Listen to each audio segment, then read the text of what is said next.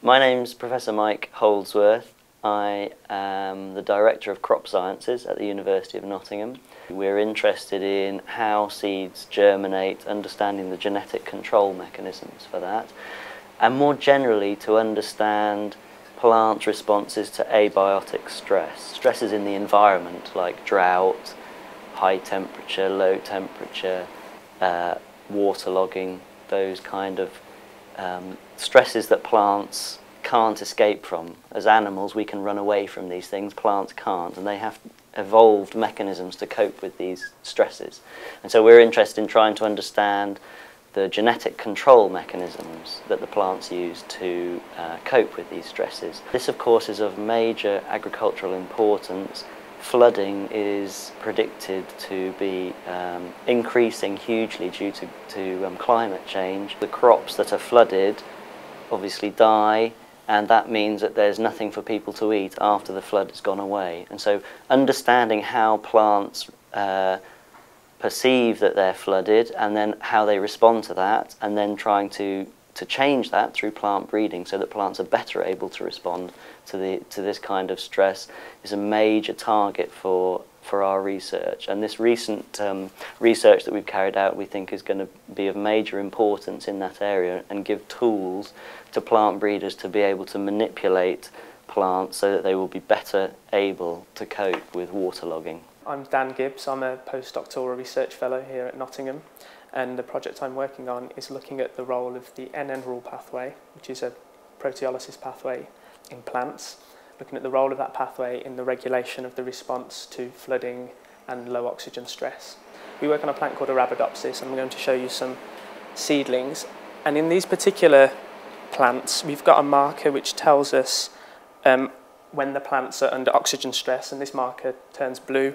So this is a normal seedling under normal oxygen conditions. You probably won't be able to see it very much. These seedlings have been bleached.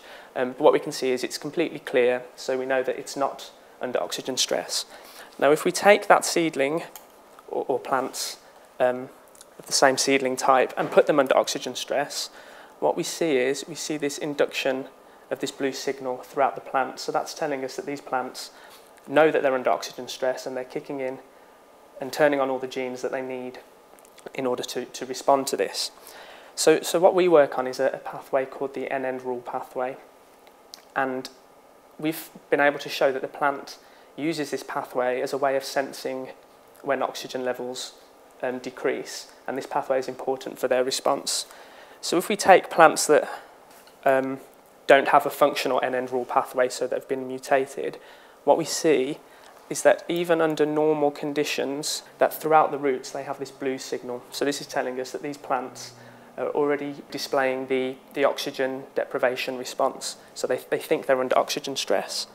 If we then take these particular mutants and put them under oxygen stress, we get even stronger induction of this signal throughout the plant. We find that these mutants, because they've always got these genes switched on, they actually respond better and have greater survival rates when they're flooded and when they're under low oxygen stress. So it's not the discovery of the enzyme, it's actually how it works.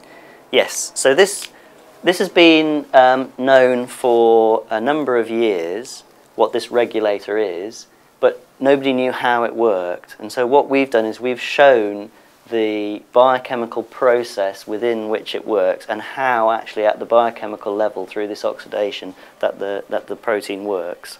How soon can we have crops that will function in this way? Plant breeding takes many years. What we've done with our discovery is we've now given a target for breeders that they can use to specifically try and manipulate tolerance to waterlogging. So whereas before, for instance, they knew that this protein was important, they didn't know why, and in other crops they didn't know which proteins they should be looking at. Now we've given them that information. We've said to them, you can use our information to target those particular genes in those crops in your breeding programs to try and look for increased resistance to waterlogging. This has taken us in a slightly different direction to the work of the rest of the laboratory, but very, very exciting.